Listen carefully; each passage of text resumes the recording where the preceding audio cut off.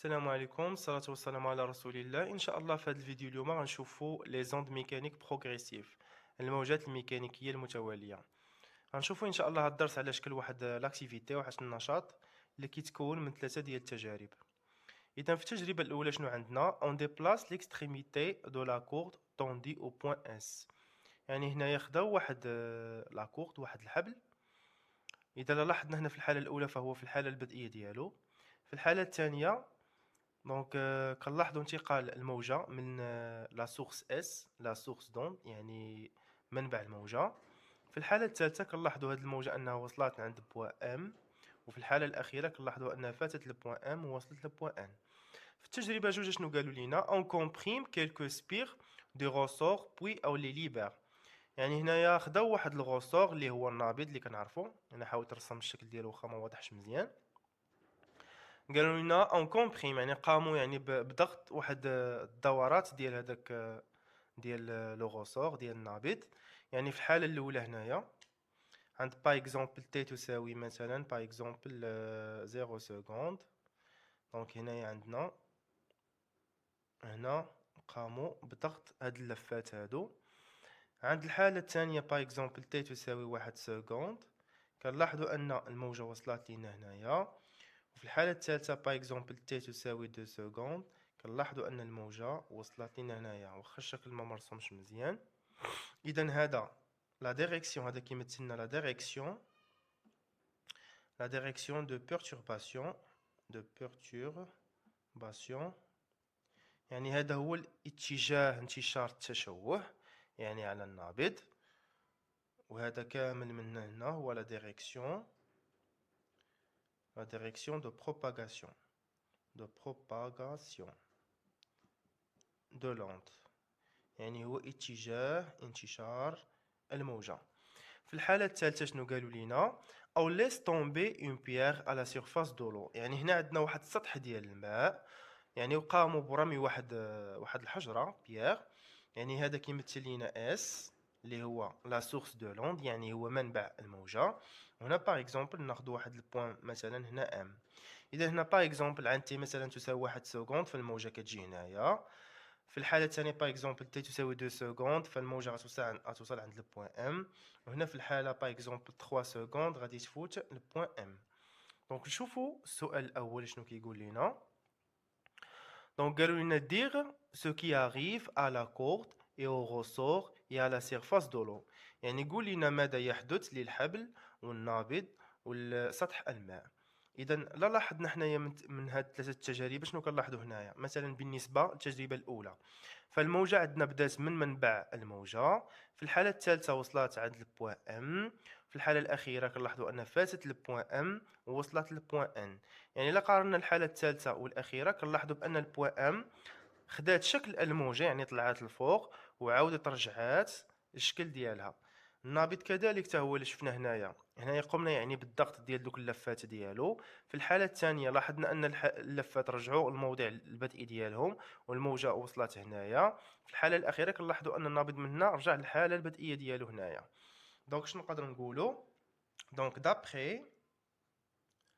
d'après les trois expériences, donc on remarque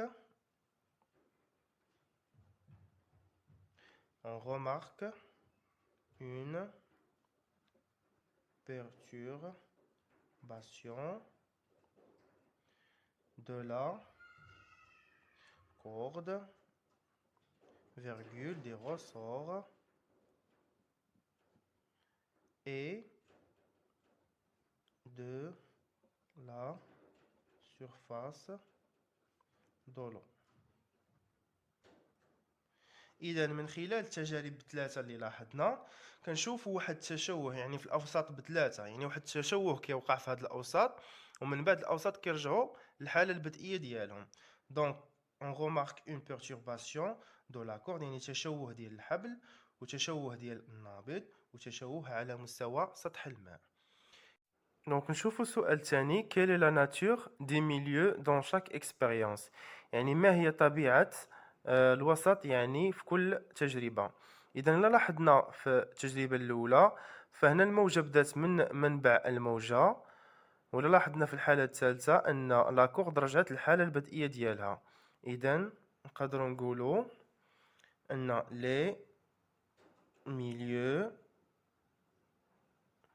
donc les milieux utilisés dans chaque expérience virgule sont des milieux matériels élastiques.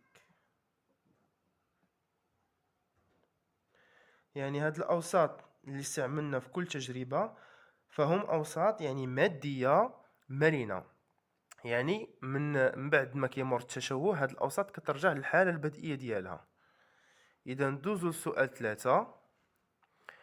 Donc قالنا la propagation de l'onde est-elle accompagnée du transport de matière؟ يعني قالك انتشار الموجة هل صاحبه انتقال في المادة؟ يعني من داز ديك الموجة واش كان هنالك انتقال المادة؟ إذا كيف لاحظنا هنا مثلا في المثال الأول، ففي الحالة الثالثة مثلا وصلت الموجة عند البوان ام، كنلاحظوا أن هاد البوان ام طلعت الفوق يعني خدات الشكل ديال الموجة. من بعد في الحالة الأخيرة البوان ام رجعات يعني المرحلة البدئية ديالها. إذا هاد البوان ام ما انتقلتش مع الموجة فهي بقات في البلاصة ديالها. إذا شنو نقدروا نقولوا؟ Donc on observe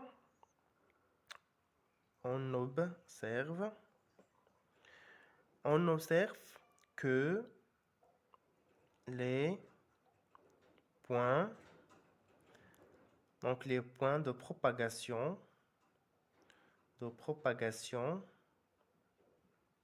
donc du milieu se déplacent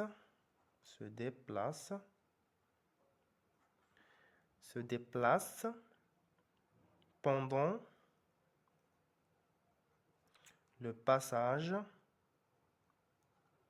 de la perturbation. Puis elles reviennent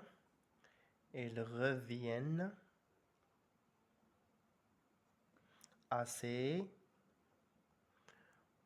positions initiales. إذا نلاحظ بأن لي بوين يعني النقط ديال انتشار ديال الوسط يعني كي ديبلاصاو pendant le passage ديال perturbation يعني خلال مرور التشوه. puis ils reviennent à ses positions initiales يعني كيف قلنا هنا في الحالة ديال المثال ديال الحبل بأن من وصلت الموجة للبوان ام، بوان ام خدات شكل الموجة من بعد رجعت للبوان انيسيال ديالها. دونك شنو نقدروا نستنتجوا؟ دونك la propagation de l'onde n'est pas accompagnée du transport du matière ou la de matière.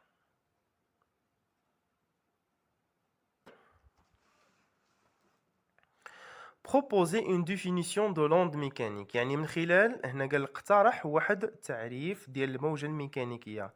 إذا من خلال هادشي اللي شفنا نحاولوا نعطيو واحد التعريف للموجات الميكانيكية. دونك نقدروا نقولوا une onde mécanique est un phénomène de propagation d'une perturbation dans un milieu كيفاش داير matériel يعني مادي élastique. élastique. Sans transport de matière. إذا الموجة الميكانيكية هي واحد الظاهرة ديال انتشار واحد التشوه في واحد الوسط مادي مرن دون انتقال المادة، ودي مهمة بزاف، دون انتقال المادة. الآن غنمروا l'onde mécanique progressive. Donc, est une succession continue des signaux mécaniques résultant d'une perturbation entretenue et contenue de la source d'onde. يعني هي واحد المجموعة من الإشارات الميكانيكية المتتالية والمستمرة، يعني الناتجة عن واحد التشوه اللي هو يعني مستمر ونفسه غير متغير de la source d'onde. يعني ناخذ واحد الرسم توضيحي. إذا سيبوزون هنا عندنا واحد الجينيراتور، مثلا جينيراتور فيبغور ولا جينيراتور مثلا دي زوند، نفيكسيو معاه مثلا واحد لاكورد مثلا، وهذا الجينيراتور مثلا غيابلاكي لنا واحد لونج شكل ديالها بحال هكا مثلا، اللي غتعطينا واحد سكسيسيون دي زوند، يعني سو سون دي زوند سكسيسيف ولا دي سينيو ميكانيك اللي هما كونتينيو، يعني مستمرين ومتواليين. الآن نمروا لأنواع الموجات. دونك النوع الأول هو لي زوند ترانسفيرسال، يعني الموجات المستعرضة. التعريف ديالها شنو كتقول لينا؟ لا ديريكسيون دو لا بروباغاسيون ولا لا ديريكسيون دو لا بيرتورباسيون دو ميليو اي بيربونديكولير على لا ديريكسيون دو لا بروباغاسيون، يعني اتجاه انتشار التشوه ديال الوسط كيكون عمودي على اتجاه انتشار الموجة. إذا باش نفهمو أكثر نشوفو هنا في المثال اللي شفنا قبيله، التجربه الاولى. اذا هنايا هذا شنو كيمثل لينا؟ هذا فهو كيمثل لينا لا ديريكسيون دو بيرتورباسيون يعني هذا هو اتجاه انتشار التشوه، وهنايا هذا ديريكسيون دو بروباغاسيون هذا هو اتجاه ديال انتشار الموجة، فكنلاحظوا هو عمودي على اتجاه انتشار التشوه.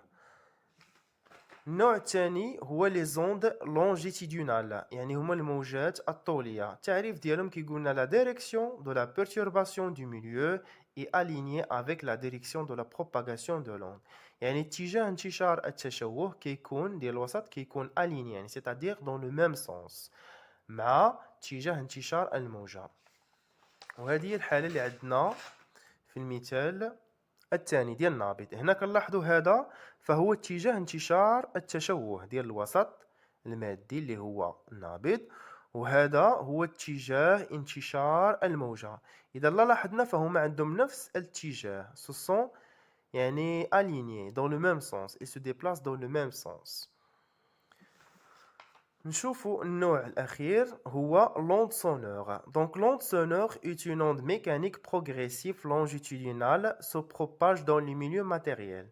يعني هاد الموجات الصوتية فهما موجات ميكانيكية متوالية طولية تنتشر في الأوساط المادية، يعني solide يعني الصلبة، liquide المائية، وغاز يعني الغازية. Il ne se propage pas dans le vide، وهذا شرط أساسي، فهاد الموجات الصوتية لا تنتشر في الفراغ. Et se propage grâce à une compression et une dilatation du milieu de propagation. وتنتشر بفضل واحد الضغط وواحد التمدد ديال وسط الانتشار. إذا نشوفوا هنا واحد الرسم توضيحي. سيبوزون هنا عندنا واحد الإيميتور، يعني واحد الباف مثلا كيعطينا واحد الصوت، وهنا عندنا واحد ريسبتور، يعني واحد الشخص غادي يسمع هذا الصوت هذا. اذا الى لاحظنا هنايا فهاد الوسط شنو كيوقع فيه؟ كتوقع فيه هنايا اون كومبريسيون وهنايا لاحظنا اون ديلاتاسيون كنلاحظوا هنايا واحد الضغط يعني في الجزيئات المكونه للوسط، وهنا كنلاحظوا واحد التمدد في الجزيئات المكونه للوسط. اذا هاد الشرطين هما الاساسيين باش تنتشر واحد الموجه صوتيه. خاص ضروري داك الوسط المادي يكون فيه واحد الضغط وواحد التمدد ديال الجزيئات المكونات ليه، بسبب هذا الضغط وهذا التمدد الموجات الصوتية كيتمكن ليها من أنها تنتشر. بهذا كنكونوا سالينا الفيديو ديالنا، ونتمنى تكونوا استفدتوا إن شاء الله. واللي عنده شي سؤال ولا شي ملاحظة خليوه لنا في لاباغ دو كومونتير. والله يسر الأمور.